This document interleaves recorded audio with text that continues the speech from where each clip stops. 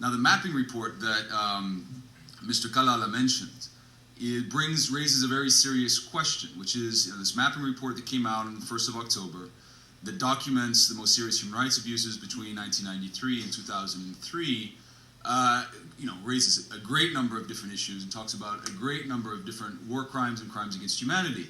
Many of the crimes against humanity that are mentioned involve regional players, including Rwanda and Uganda.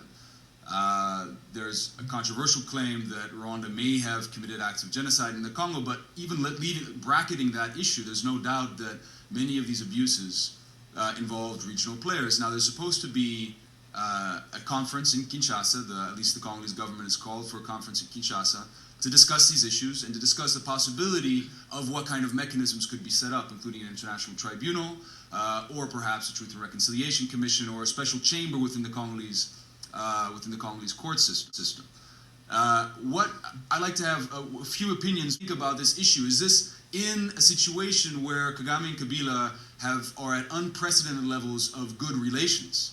Is this a good thing, or will this reopen old wounds and lead us back into trouble? Thing about what I call him my brother from Rwanda. He's my brother still.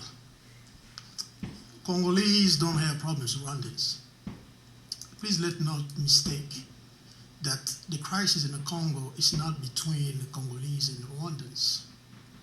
I'm going to speak here as, I want to take my political hat down for a minute and speak as an activist, which I am. A Congolese activist for peace and social change in the Congo for so many years, and we've been fighting for this. Denying the fact that, as an historian, perpetrators of war crimes that were committed in Congolese soil, in the Congolese territory, should face justice. I have a problem believing that. Like I said, I'm an activist. Now, it is not because of having a presidential agenda for your country that you are going to forget what happened to 6 million Congolese women and children that have been mutilated, gang raped, destroyed sexually forever. Yes, there is a reason to be emotional about it, and I hope you understand. The relationship between Paul Kagame and Kabila, as you speak,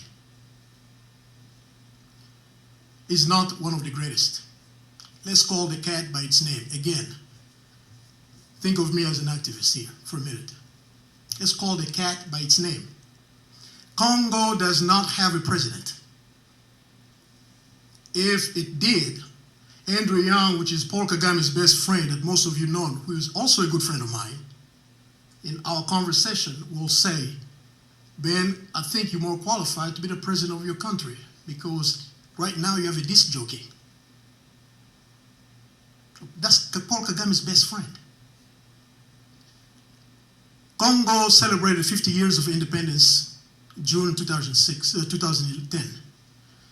In front of all the foreign guests, including the King of Belgium, Paul Kagame is going to take 2 hours, going to be late for 2 hours. The ceremony could not start because Paul Kagame was not in the Congo yet. Ladies and gentlemen, let's face it. Who is running the Congo? Where is that relationship that we're talking about here between Paul Kagame and Kabila? When we all know the past that Kabila played a key role in Paul Kagame's army, and a president that has no past in the Congo. Thank you. Thank you. Just